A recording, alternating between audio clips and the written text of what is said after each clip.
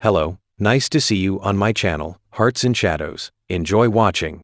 My name is Albert, and I will be sharing how I ended up helping my wife get the much-needed break she asked for, even though it cost us our marriage.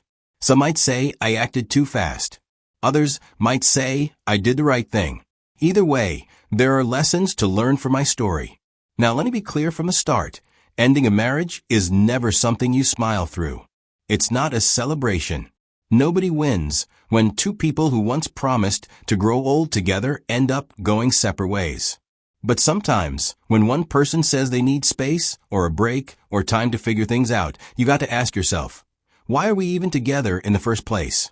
Because if you love someone and they still feel like they need a break from you, then maybe they already checked out a long time ago.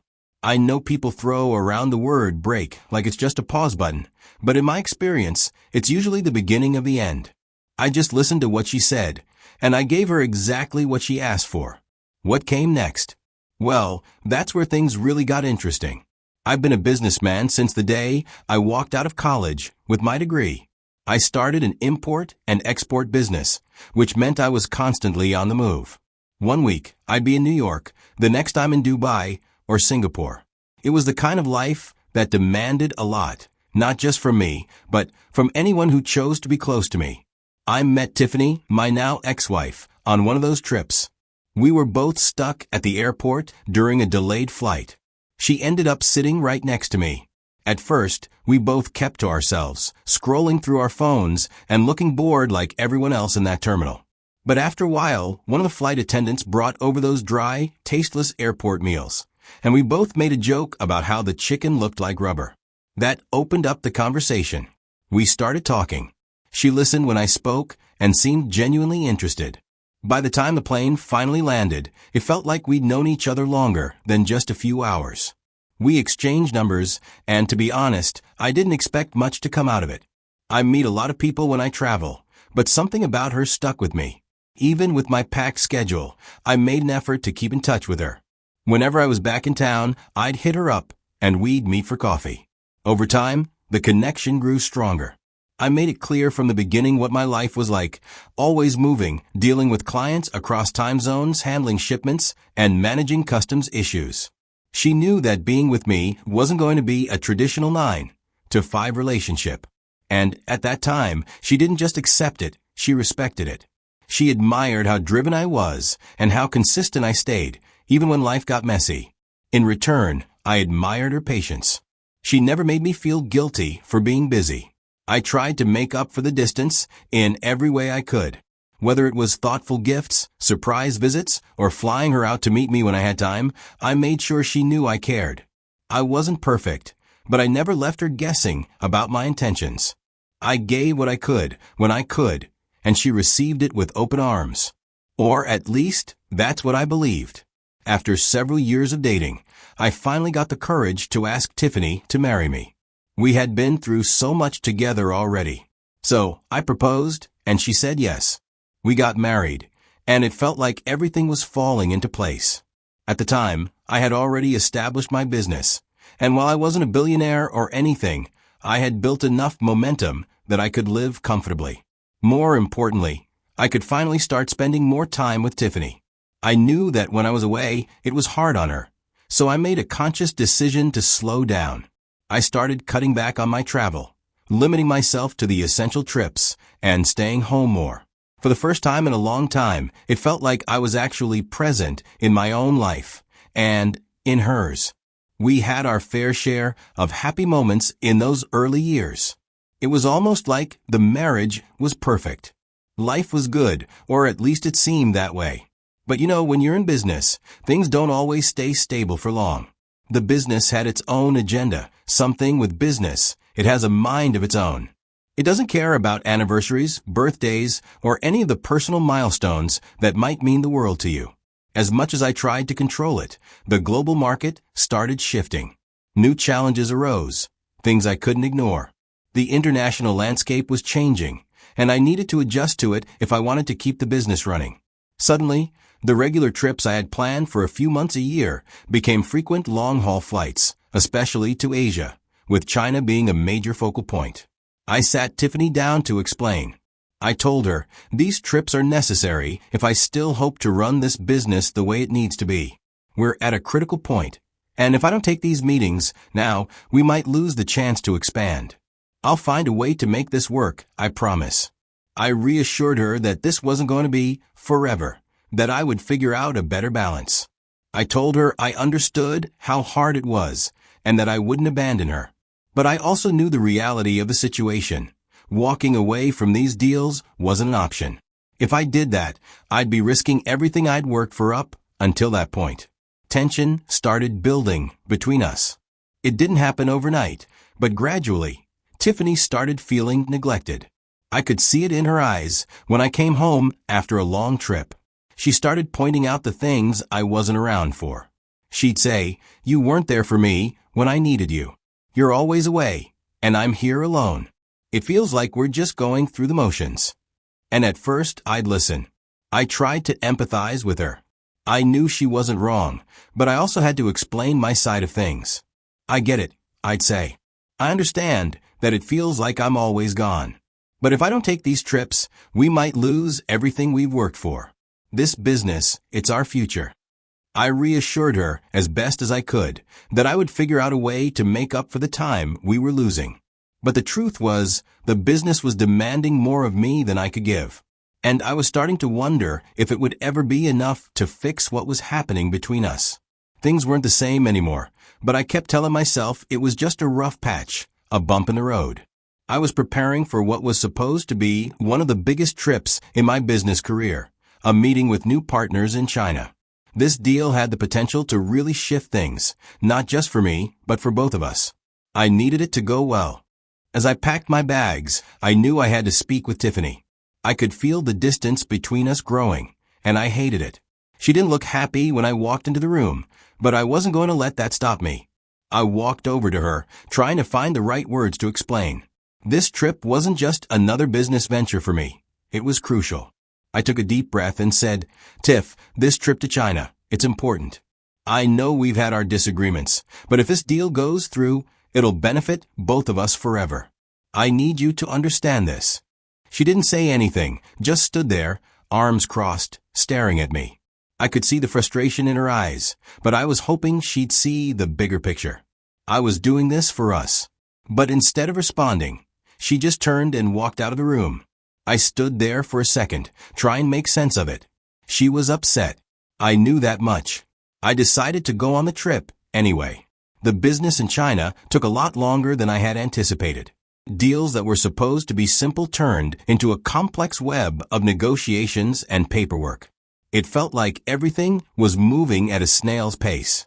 I was constantly busy with meetings, checking on details, and trying to keep things moving. I texted her after a few days, hoping to keep some connection despite the distance. "I'll be home in time for our anniversary," I wrote.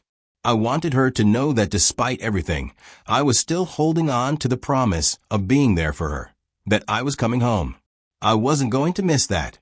But when I checked my phone, there was no response. Nothing. At first, I tried to brush it off. She's still mad. It wasn't like her to ignore me completely. Still, I held on to hope.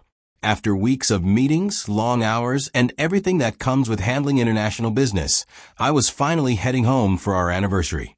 I'd promised Tiffany that I'd be there, and no matter how tired I was determined to keep that promise that she was still my priority. So, I messaged her as soon as I landed. Just landed. Heading home now. I honestly expected a reply with some warmth, maybe a "can't wait to see you," or "happy anniversary, babe." But instead, I got a message that completely threw me off guard. Her reply came through in seconds, as if she had been waiting for me to reach out. She said, "I think I need a break from a marriage to figure out what I truly want." I stared at that message for what felt like an eternity. There was no way she was saying what I thought she was saying. I realized that I wasn't going to sit around and try to talk her into staying. I had already been down that road too many times. I just replied with a simple, calm, "Okay." Now I know that probably sounds cold, but at that moment, I wasn't interested in arguing. Instead of heading home like I'd originally planned, I immediately canceled my trip. I told the driver to reroute my car to a hotel nearby. I pulled out my phone again and made a call, this time to my lawyer. I told him what had just happened, and I didn't waste time. I told him to prepare divorce papers. Tiffany had already made up her mind, and now it was time for me to make mine. I had abandoned another pending business deal just to show up for our anniversary. I had put everything on hold to try and save our relationship. But she'd made her choice. And I wasn't about to keep fighting for someone who wasn't fighting for me. 2 days later, the papers were ready. My lawyer had them in hand, and he served them to Tiffany as soon as possible. She wasn't expecting this, not like this. Along with the divorce papers came instructions to vacate the house within 2 weeks. It was brutal, I'll admit, but I wasn't in the business of playing games anymore. Tiffany had made it clear that she wanted space, and I was more than happy to give it to her, in the most final way possible. Tiffany was stunned when she received the divorce papers. She probably thought in that moment that there was some misunderstanding, that it couldn't be happening like this. She tried to text me again, of course, asking why I had gone this far. But here's the thing. When she told me she needed a break, I knew exactly what that meant. It wasn't just a temporary pause. It was her way of checking out mentally and emotionally. She needed to figure things out, but in reality, she was already done with the marriage. So, I told her exactly what was on my mind. Since you need a break, I want to give you a permanent break. That's the reality of it, and I wasn't going to sugarcoat it. Naturally, Tiffany asked me to take it back. She begged, almost pleading for me to reconsider, but I couldn't. By this point, I was firm in my decision. Then I reminded her that the business you're throwing tantrums about has been funding your lifestyle. And if I stop doing it, as you've requested, we'll be without money. She had been living comfortably, enjoying all the perks, all the luxuries that came from the success of my business. The business was the backbone of our lifestyle. And once that was gone, so was everything else. As the days went on, I could see Tiffany's desperation building. She was realizing that the house, the cars, and the financial cushion she'd been relying on were slipping away from her. With the divorce papers served, she knew everything was about to change. And the worst part? She couldn't do anything about it. Why didn't she just sue me, you might wonder. Simple. I had been smart about how I structured my wealth. Over the years, I'd made sure that many of my assets weren't directly in my name, all of them carefully protected. My personal business actions were intentionally separated from my ownership of certain properties. This wasn't just some random decision I made on a whim. I did it to protect myself and my interests. If Tiffany had decided to take me to court, she'd quickly realize that everything she thought she was entitled to would end up being out of reach. And even worse for her, any settlement she could have gotten would have been far less than what she was imagining. This was all set up long before the marriage started falling apart, and now it was coming into play. So, Tiffany's best option? To be diplomatic. There was no point in fighting. The legal system wasn't going to give her anything, and the emotional battle was over. The only thing left for her was to accept the situation and find a way to move forward, no matter how difficult it might be. Seeing Tiffany's messages made me, at a point, wonder if I should reconsider. Maybe I was too hasty with my decision to end it all. But then, a saying popped into my head. When a woman wants a break, she already has someone in mind. At first, I dismissed it. I didn't want to believe it. But with a little investigation, I found out that Tiffany had been seeing someone else while I was away on business. I won't get into the details of how I found out, but trust me, I found out. That was the final straw. By the end of the 2 weeks, it was clear. She had to go. She needed to face the consequences of her actions, just like I had to face the reality of what had happened to us. After everything that happened, I don't want to sit here and paint myself as a victim. I think a lot of people would probably look at what happened and think I was the one who got hurt the most, but that's not entirely true. It takes 2 people to make a marriage work, and it takes 2 people to break it apart. Tiffany couldn't handle the demands of my business. She couldn't accept the fact that I had to travel constantly, that I was always away, always working. She wanted me to be there for her, but she didn't understand what it took for me to provide the lifestyle she was accustomed to. That's part of why she gave up, but that wasn't the only reason. The real issue was that she chose to go outside the marriage, to cheat. That's something I couldn't accept.